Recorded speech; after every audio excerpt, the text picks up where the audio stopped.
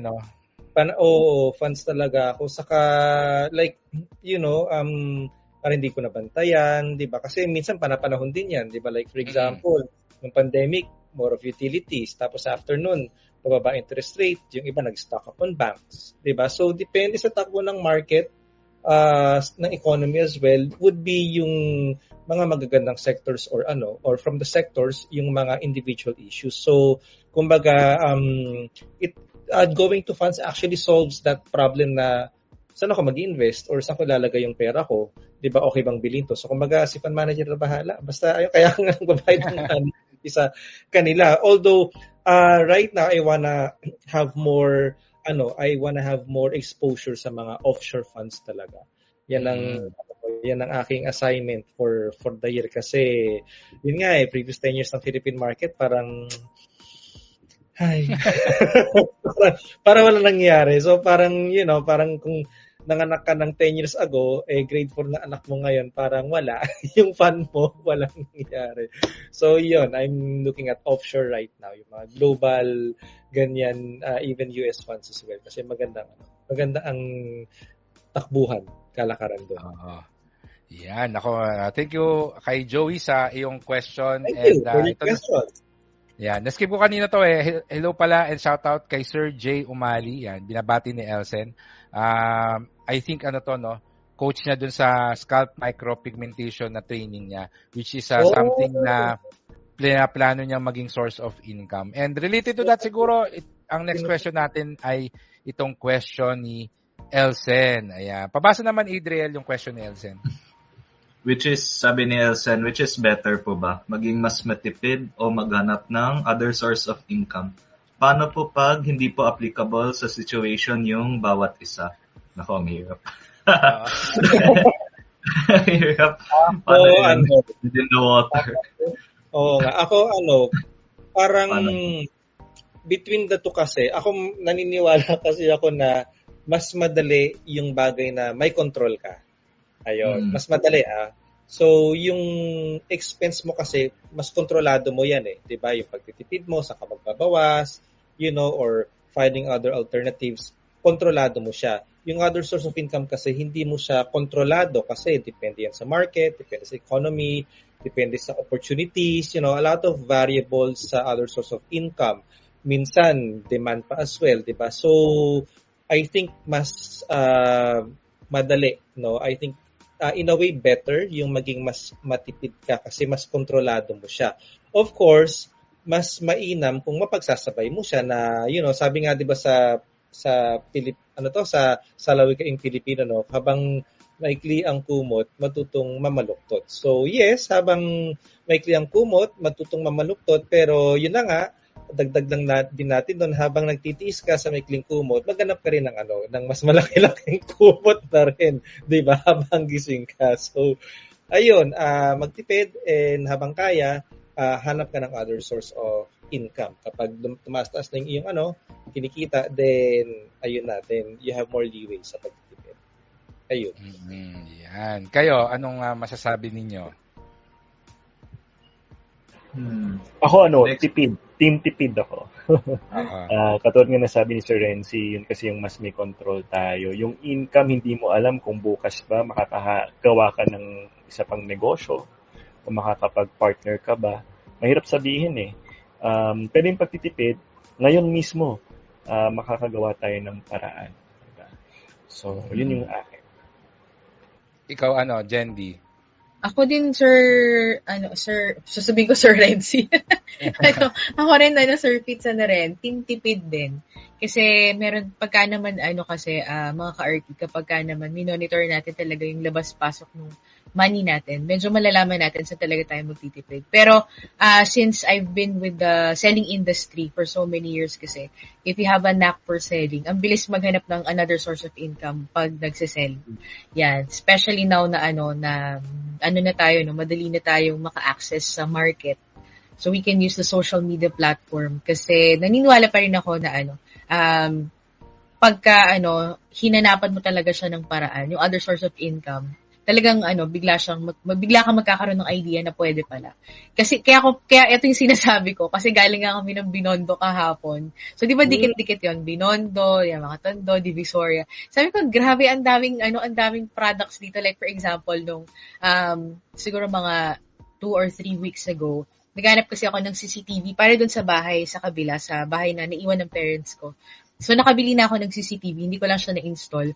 Pagdating doon sa area, nandun lang sa sa gilid-gilid yung, sabi ko, ito pala CCTV. O, diba? Parang, sabi ko, grabe. So, kung halimbawa pala ako, naghahanap ako ng another source of income, pwede akong pumunta doon, tapos ipunin ko lang yung gusto kong isell or yung madaling mag-move na product. Tsaka beauty products. Grabe, beauty products. Sabi ko, grabe, ang daming yung mga Kojic, ganyan. Parang iba-iba lang yung manufacturer. So, yun. Pero sa akin, firstly, magtitipid muna. Then, paunti-unti hanapan natin mga ka-Arkin another source of income. Especially pag medyo malaki yung hinahabol, no? Kasi kapag halimbawa, talagang kinukulang yung family in terms of spending or yung mga expenses. So, una pagtitipid, para sa akin yun yung pinaka-better talaga na unang gagawin. Next, kailangan may another source of income right away. Kasi para madali natin ma-achieve yung mga goals natin. So, yun. Yan. Ikaw, Adrian, may dadagdag ka? Yeah, team tipid din ako. Pero it's more on the, sabi nga ni Sir Renzi, more on the control. Because kaya mo naman mag-budget kahit sa Excel file, malist mo lahat ng expenses mo, no? Wants and needs, tapos easier to remove or to lessen yung mga kailangan ibawas. Kaysa maghanap ng other source of income na parang mas mataas yung ceiling, I guess, in terms of reachability, I would say. Dahil, depende yan kasi sa skill set mo, sa network mo, sa gusto mong plano. So, parang marami kang kailangang isipin, no? When going for other sources of income.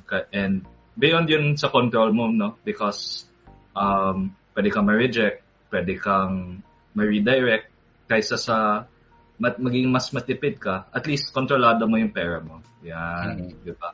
So, yun. So, mas easier for me to lessen yung expenses rather than looking for higher income. Yan. So, I think lahat tayo, team tipid, no? Ang para sa akin dyan is, yung pagtitipid, it's a foundational skill in building wealth. So, imaginein mo, matipid ka, tapos ang sweldo mo ay, let's just say, 20,000 pesos a month. So, makakaipon ka kasi matipid ka.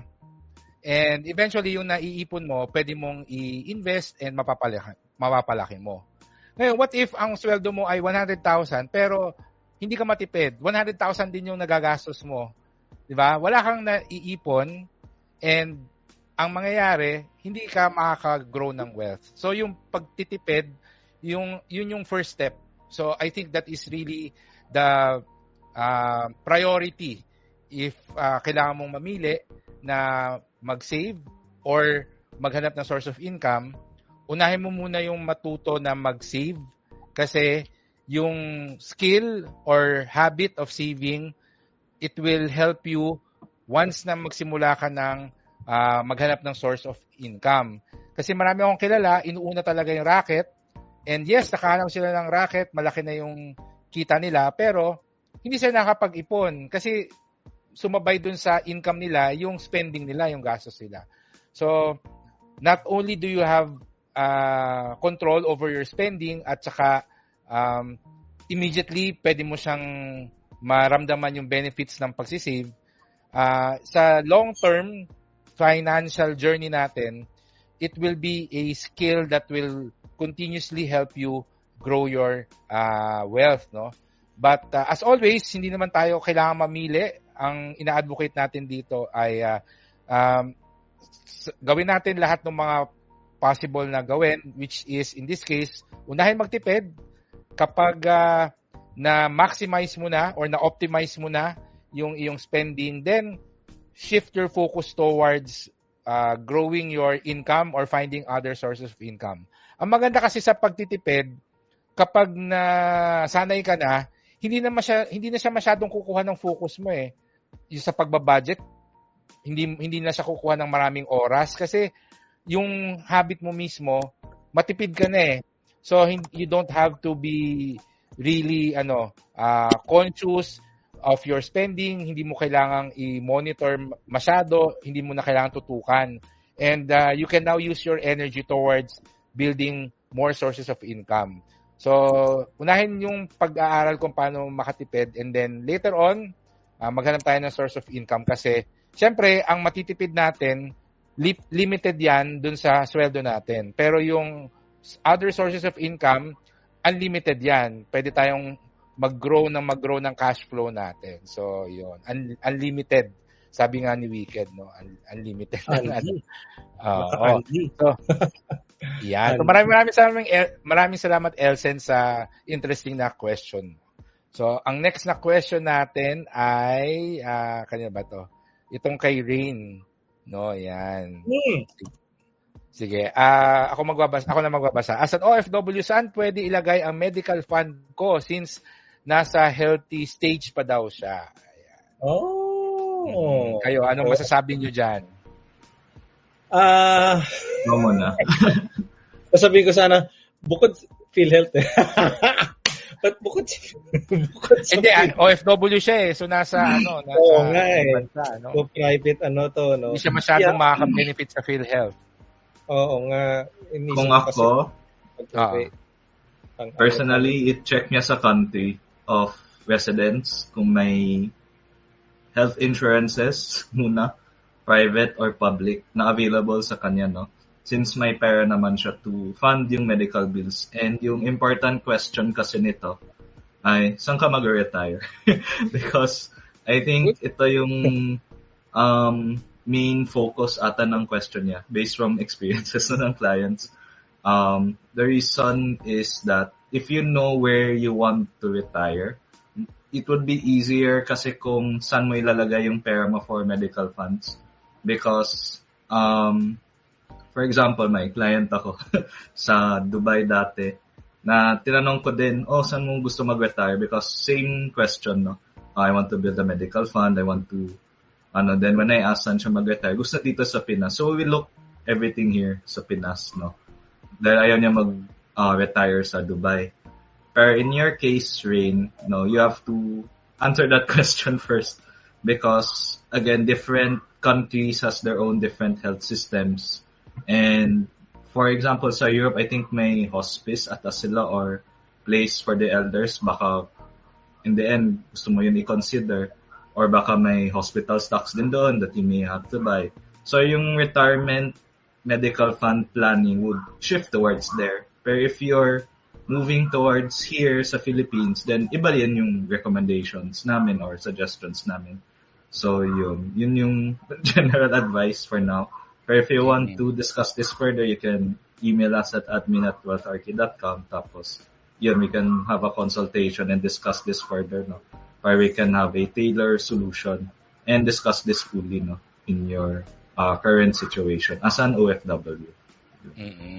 Yan. Kayo, Marian and Jendy, meron kayong pwedeng idagdag? Ayan, Renzi. Dyan is hospital stock. Ayan, pwede ka magtanong sa mga, yung mga secondary hospitals. Ayan, maganda yan. Kasi at least, pag ganyan kasi, you have a lifetime of benefit, covered yung spouse, mga anak, tapos even parents as well. So, ako, maganda siya na kung makaka-avail ka, I think it's one good destination. You can also consider some mutual funds or some funds right now sa market na nag-offer ng, yung napag-usapan natin, Fitz, nag-offer ng free medical may mga free annual physical check-up, may mga ganong funds right now in the market. So you can have it there. Apart from that one, ako yung iyong physical health. I think pwede rin i-consider na medical fund or investment yung pag-enroll sa gym. So a portion of your medical fund, 'di ba? Pwede nang gastusin mo ngayon for your health na enroll in a gym or in a exercise class or whatever kasi that would reap dividends in the future. So hindi siya kailangan ng medical fund na sa future pagagamitin kung magkasakit ka. I think you can rethink a medical fund such as you can use it right now for your own, for your own health as well, na para at least in the